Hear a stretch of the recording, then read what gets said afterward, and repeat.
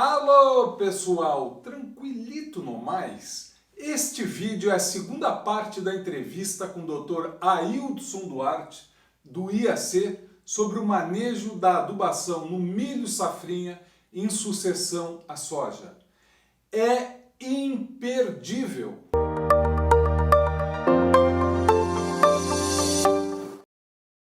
Aildson, um outro ponto que também vocês abordam nos artigos publicados, com essa experiência espetacular que você tem uma experiência acadêmica e você tem uma experiência de campo fantástica, né, de estar lá junto com o produtor. Parabéns, é muito bom ouvir, muito enriquecedor.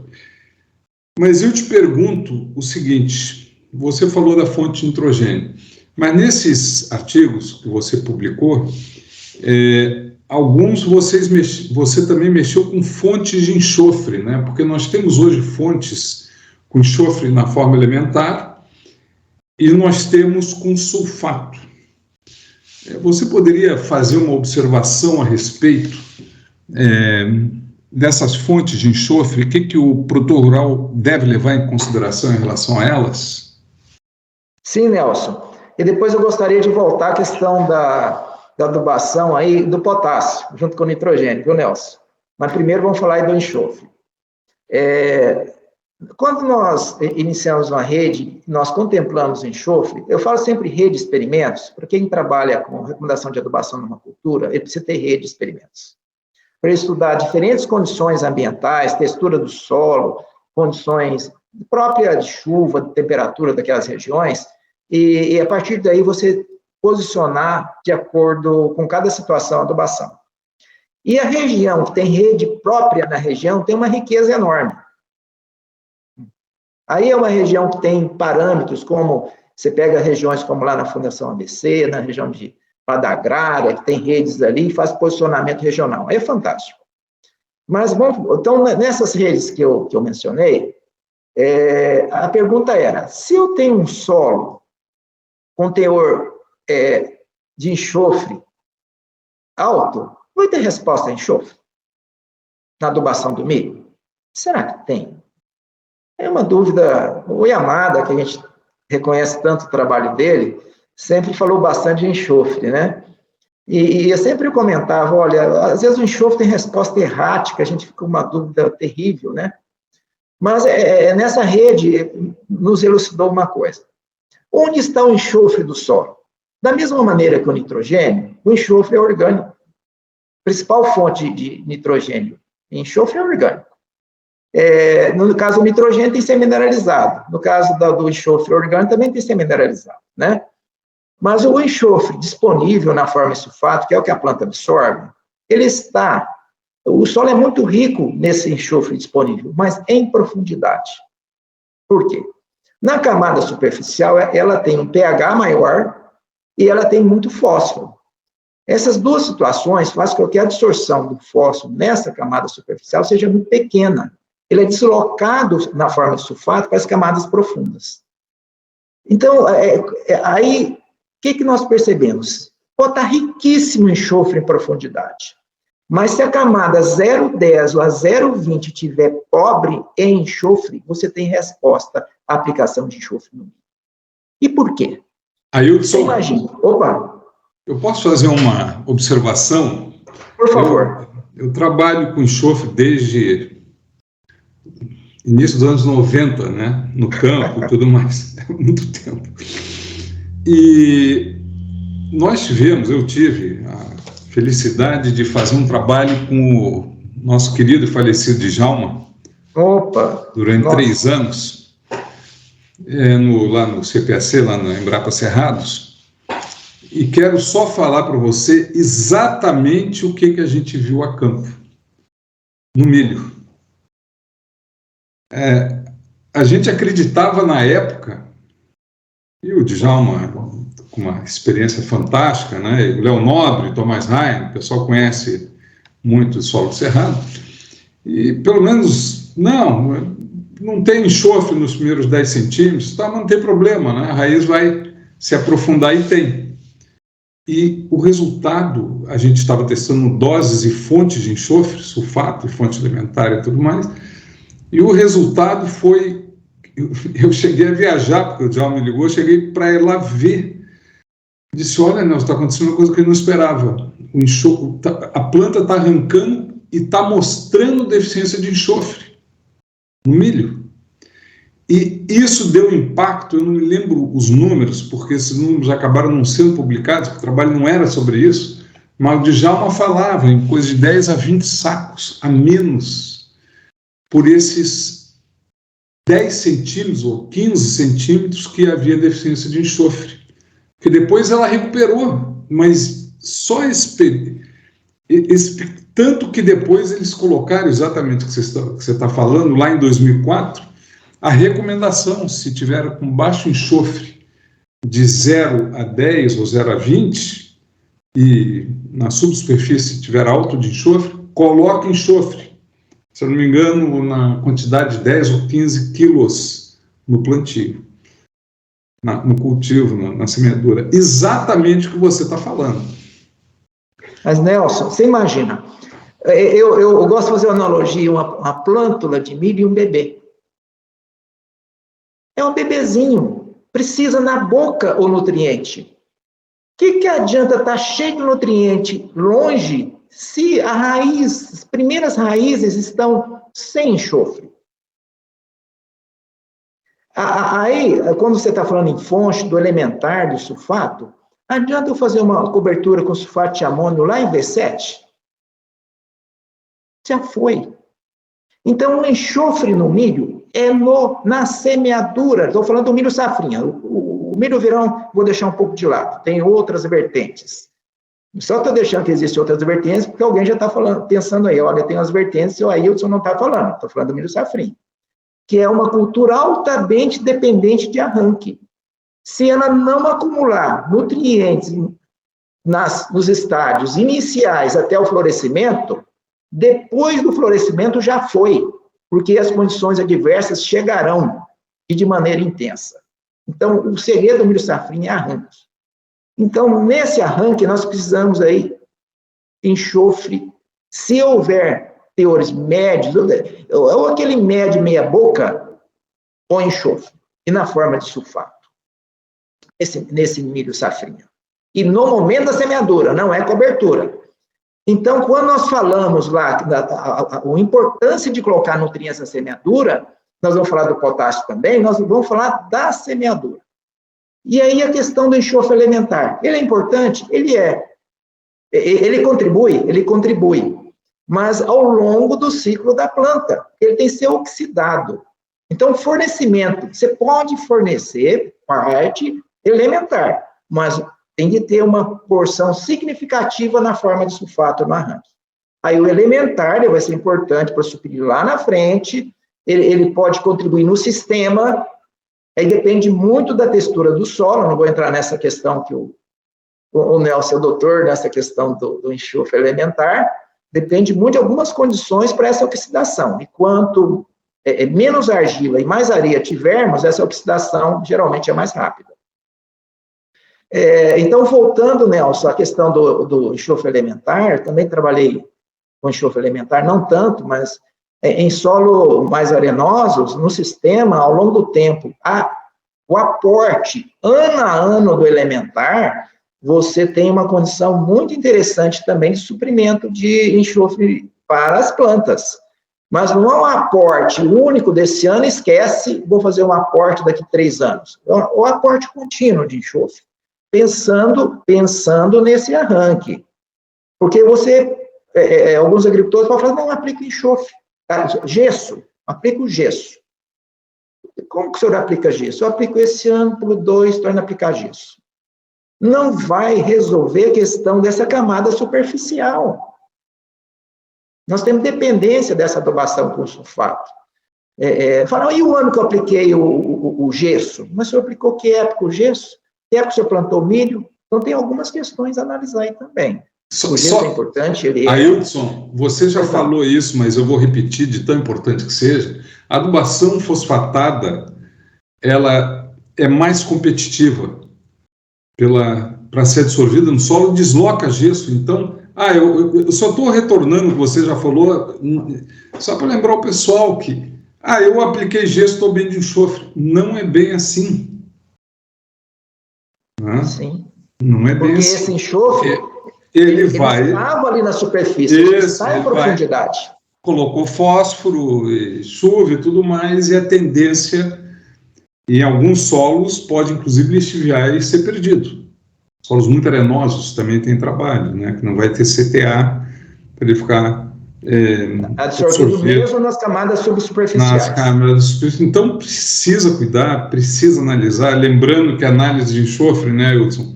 Assim como eu no meu doutorado, eu não publiquei isso, porque foi um trabalho muito inicial. Olha que eu observei de interessante, que o enxofre, no mesmo solo, se você fizer 10 vezes análise em épocas diferentes, por ele ser, que nem nitrogênio, né? Segundo trabalhos do professor Neptune, né? 70% a 90% está na forma orgânica do enxofre. A forma mineral que a gente mede, ele varia durante o ano. Então, assim como o nitrogênio, então realmente é um nutriente que tem que se tomar muito cuidado. Né? Essa variação que apareceu, infelizmente eu não pude prosseguir, né? Porque o foco da tese era outro, mas é uma coisa que também é importante o pessoal saber que não é tão simples, porque a complexidade de nitrogênio, que a grande parte vem da matéria orgânica. Então, sim, acompanhamento de lavoura, análises frequentes, quem sabe análise de folha, de tecido. Tem uma decorrência disso. Você imagina quem está fazendo adubação no suco. Já está colocando nitrogênio, potássio e agora o enxofre. Essa salinidade. E nós estamos precisando aumentar a dose dos nutrientes para contrabalançar a exportação, já que nós estamos trabalhando no outro patamar de produtividade. E estamos aumentando os quilos por hectare dessas fórmulas. Então, o que nós temos aí como desafio? Como predomina nas regiões tradicionais do suco solos mais argilosos, nós temos uma flexibilidade maior com o potássio. O potássio é muito flexível no momento de aplicar em solos argilosos. Então, nós podemos retirar esse potássio, porque fazer ele em cobertura, sabe uma das coisas que me causa muita tristeza? É ver a aplicação de NK lá em V5, V6, V7. Esse potássio, a demanda de potássio na planta de milho é cedo. Você precisa cortar ele cedo, no momento da semeadura. Você pode complementar ele em cobertura, mas no momento da semeadura é o ponto mais crítico. Então, nós retirarmos esse potássio do suco, aplicar ele lá em V5, V6, lá na frente, junto com N, não é uma boa estratégia. A melhor estratégia é nós já trabalharmos melhor com esse potássio na soja, aumentarmos o aporte de potássio na soja, tomando cuidado para não ser excessivo por causa do consumo de luxo, que pode existir na soja, mas aumentarmos esse potássio lá na soja, porque tem uma situação mais tranquila de potássio já no milho safrinha. Se está fazendo adubação no suco, nós podemos até omiti-la. Ou se não fizer omissão, utilizar uma fórmula que tem uma quantidade pequena. Por que essa quantidade pequena? Porque o potássio e outros nutrientes têm uma grande variabilidade espacial na área. E algumas áreas são muito manchadas. Embora o teor de análise de solo seja teor alto, você fez aquela subamostra, deu alto, mas você tem pontos de teor já tendendo a médio para baixo. Se nós não aportamos nada de potássio, podemos ter alguma influência na produtividade disso. Então, o aporte de uma pequena quantidade na semeadura daria essa tranquilidade. Mas o que já foi, trabalhamos ali. Outra possibilidade é que imediatamente após a semeadura seja feita uma adubação a lanço, não em cobertura, colocando potássio e outros nutrientes. Essa é uma possibilidade. Mas hoje, nessa região de adubação no suco, nós temos essa questão do potássio para ser melhor estudada, porque nós precisamos aumentar o aporte de N e de P na semeadura. E nós não conseguimos, e enxofre, como que nós vamos fazer esses aportes com a questão da salinidade? Mesmo no espaçamento reduzido, porque o espaçamento reduzido é muito mais tranquilo a questão de gramas por metro comparado ao espaçamento largo, porque o espaçamento mais largo, para a mesma quantidade de quilos por hectare de uma fórmula, espaçamento largo, a quantidade que se aporta no metro linear é maior. O espaçamento 90 centímetros comparado ao 45 é o dobro de gramas por metro. Então, você aumenta muito mais o risco de salinidade. Mas mesmo no espaçamento reduzido, essa é uma questão relevante. E agora vamos para a adubação a lanço. Lá na adubação a lanço, qual a fórmula mais vendida nas regiões de adubação a lanço? NK e NKS. E a maioria dessas formas é mistura de fontes de matéria-prima. Nós estamos evoluindo muito. Temos já no mercado produtos que estão no mesmo grânulo. O NK, o NKS, às vezes até fósforo no mesmo grânulo. Mas é uma mistura. Esta mistura de NK aplicada a lanço, em cobertura, com qual distância de passagem? A mesma do pulverizador. Eu chamo de ditadura do pulverizador.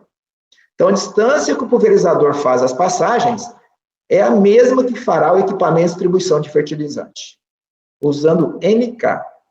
O potássio é arremessado onde? Mais perto ou mais longe? Mais longe, geralmente. Porque a densidade das partículas dos adubos nitrogenados e do cloreto de potássio, que é a principal fonte, quase totalidade do potássio usado no Brasil, é diferente. E a balística de arremesso é diferente. Então, próximo do distribuidor de fertilizante, fica mais verde. Longe, fica amarelo. E com mais potássio. Então, as lavouras verde e amarelas. É só viajar no interior, na época aí da fase vegetativa do milho, está cheio de lavoura verde e amarela. E principal causa, aplicação de NK, NKS em cobertura, apenas. Se nós estivermos aplicando apenas N, mesmo com a ditadura do pulverizador, fica mais fácil uma regulagem. Mas com essa mistura de fontes, diferentes matérias-primas, é muito complicado. Então, qual a sugestão? Se vai aplicar potássio milho safrinha, coloca juntinho com N na adubação de semeadura a lanço. Porque a adubação de semeadura a lanço, eu não tenho a ditadura do pulverizador. Eu posso usar diferente, menor. Porque o milho ainda não emergiu, nem plantei o milho, após colheita da soja. Eu determino qual a largura que eu quero da faixa. Não fico dependente da faixa do pulverizador. Ah, mas eu tenho uma matéria-prima. Eu comprei um fertilizante que tem NK no mesmo grano. Beleza, aí você está mais tranquilo. Muito mais tranquilo. Não, eu uso o sulfato de amônio mais KCl. O sulfato de amônio dá menor, ele tem uma densidade mais próxima do KCl do que a ureia. Tudo bem. Mas aí, você vai estar aplicando em cobertura? Aí eu venho com, a gente vai falando em fontes. Qual o grande problema que eu vejo hoje nas áreas onde se faz adubação de cobertura? Queima foliar. Pó. Se gasta hoje, pelo menos, uma pulverização com fungicida, pelo menos. A média, nós estamos em 2 pulverizações com fungicida. Para quê? Proteger a área foliar de queima por patógenos, por doenças. E você faz uma aplicação em cobertura e queima as plantas de milho, em estágios onde causa grande prejuízo. Então, se esse fertilizante, e é difícil o sulfato de amônio, que não tem pó, junto com a ureia. A ureia hoje, a tendência de uma boa qualidade, mas tem ureia que também já cheia de pó. Nitrato de amônio, esse que compra commodities, risco grande de pó também. Então, faz essa mistura e aplica depois com pó. Ah, apliquei, a planta estava seca. Onde cai o pó? Dentro do cartucho. Aí você volta lá, nós tomamos o cuidado em ensaio de fazer na planta sem umidade. Você volta naquelas parcelas, queima, de acordo com a dose que você aplicou. Vai aumentando a queima. Aplicado com a planta seca. E a faixinha do cartucho, na hora que sai a planta, certinho aqui, Maria. Então, a questão do pó hoje, no que é feito em cobertura, é um ponto relevante. Então, mais um fator para a gente não fazer esse KCl em cobertura no milho safrinha, para tentar colocar ele na semeadura. Ok? E trabalhar ele no sistema. Vamos pensar no sistema para o potássio, porque o milho, o que acontece com o milho? Se nós tivermos uma quantidade adequada na camada superficial, a raiz aprofunda, busca lá embaixo. Se você olhar uma planta de milho, ela tiver 2 metros de altura, imagine que tem raiz a 2 metros de profundidade. Se não tiver raiz a 2 metros de profundidade, tem algo muito errado no seu manejo de solo. Ah, mas tem poucas raízes em profundidade, a maioria está na superfície. Beleza? A maioria está na superfície, mas tem raiz lá embaixo. Essas raízes buscam potássio lá de baixo, de trás para cima. Quando nós fazemos resposta a potássio em milho, safrinha, é muito interessante. Comparado aos nutrientes, é o que dá menor resposta. Na maioria dos casos. Aí análise solo. Opa, vamos voltar à análise solo. Estou falando na maioria dos casos. Porque dependendo da área, vai dar resposta sim. Mas por quê? Ah, o milho acumula pouco potássio? Não. Os nutrientes mais acumulados pelo milho é o potássio. É uma quantidade enorme de potássio na parte aérea. Para produtividades aí próximo de 8 toneladas por hectare, aí nós temos aí próximo de 200 quilos de K2O na parte aérea. É muito potássio. É muito potássio. Só que esse potássio, ele não é exportado quase nada. Nem 20% é exportado do milho. Ele recicla, traz para cima e manda no caminhão, quase nada vai embora. Apenas 20%. Isso fica tudo para a soja. Olha que riqueza para a soja, uma palha cheia de potássio, está na forma mineral, na chuva, esse potássio está disponível para a soja. Né? Mas por que o milho responde, a frequência de resposta não é tão alta a potássio? Por causa dessa reciclagem, busca lá embaixo. Já a soja é uma cultura muito exigente em potássio. O pessoal que trabalha com soja sabe, deu bobeira com potássio, deficiência que você vê na folha. Então, já que a soja é tão exigente, priorizar. Não o contrário que nós estamos fazendo. Nós estamos dando muito peso nesse NK no milho, nessas regiões do balanço. Obviamente, tem áreas que vai precisar disso, mas generalizado, do jeito que está generalizado hoje, é um dos pontos críticos que nós temos aí na adubação. Ailton, voltando, né, você comentou bastante sobre a adubação do potássio a lanço, mas em solos mais arenosos que você chegou a abordar agora, como é que a gente deve manejar o potássio em solos que talvez tenham maior possibilidade de perda, né, no milho safrinha, mesmo dependendo das regiões, né, chuva, não chuva? A gente deve fazer a mesma coisa ou deve aplicar também um pouco em superfície? No caso de solos arenosos, tendendo a arenosos, é imprescindível aplicar o potássio tanto na soja quanto no milho safrinha. É imprescindível. Porque a movimentação desse potássio é muito rápida. Nós fizemos uma rede de ensaios mais recentes, em Sorriso, a amostragem pós-milho safrinha, numa área que tinha sido adubada apenas na soja, apenas no milho safrinha, e verificou depois na análise solo. Aquela que tinha adubada apenas na soja, já deu teor menor do que aquela que foi adubada no milho safrinha. Questão recente, não é 3 anos atrás, é questão de 1 ano atrás, comparado com a adubação do milho safrinha. Veja, em solo arenoso, como é a movimentação. Porque no início do milho safrinha ainda chove bastante. Depois, obviamente, chegando à fase reprodutiva, as chuvas escasseiam extremamente. Nesse tipo de solo, não tem conversa. Tem de aplicar nas 2 culturas. E eu aplicaria na semeadura. Seja a lanço, seja no sul. Como esses solos arenosos fazem parte agora, da realidade da região dos Chapadões do Brasil Central, nessa região, então, nós temos de tomar muito cuidado em relação ao potássio, sim, no milho safrinha também. E quando a gente fala de plantio direto, essa aplicação na superfície, o escorrimento superficial é um problema. E tem áreas que elas são onduladas. a área ondulada, pequenas ondulações. E você imagina trabalhar a lanço com uma cobertura de palha deficiente.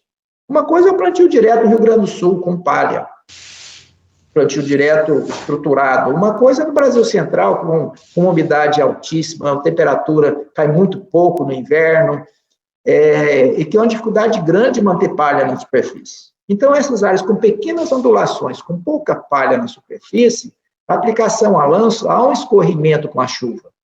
Se você aplicar apenas em uma cultura, a chance de lá no cocorote ter um teor deficiente, ela é alta. Então, mesmo que o solo tenha uma textura que não seja arenoso, mas tenha essa ondulação, é problemático você aplicar apenas em uma cultura o potássio. Ailton, uma aula, eu posso dizer, eu aprendi muito, espero que todos que vão assistir vão aprender muito com a tua experiência espetacular. Eu tenho uma pergunta para você, se você tem mais alguma consideração a fazer antes da gente fechar essa magnífica entrevista. Olha, eu fui um dos primeiros, se não foi o primeiro, a trabalhar com o manejo de adubação no milho safrinha, juntamente com o Heitor Cantarella, aqui no IAC, em parceria.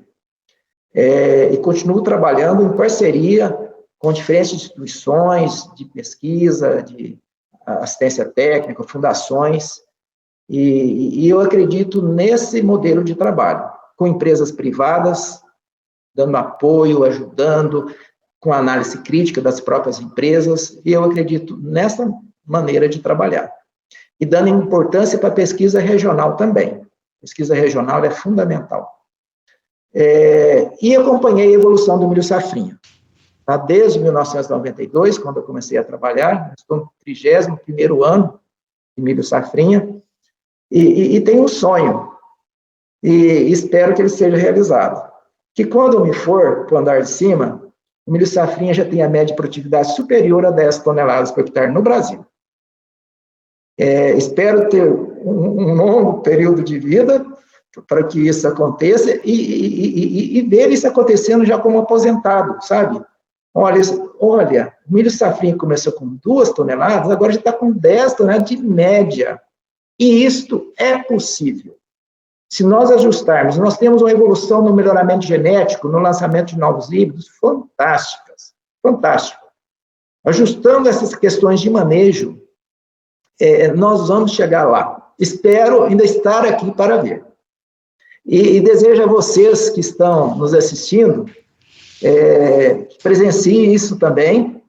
Vai ser um fato muito, muito bom, passar para dois dígitos em toneladas por hectare de produtividade, vai ser fantástico.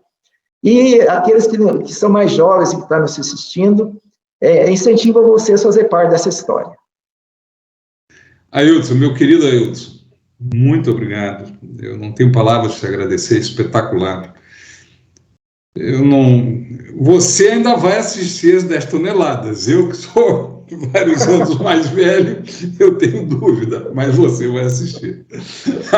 Eu tenho certeza. Porque você merece assistir, porque eu conheço teu trabalho, teu esforço tremendo nesses anos. Quantas vezes a gente se encontrou? Eu acho que a primeira vez que a gente se conheceu foi no interior de São Paulo, não sei se Ourinhos, um lugar que numa fazenda experimental de IAC, que eu acho que você morava lá. Em Assis. Em Assis, exatamente, em Assis.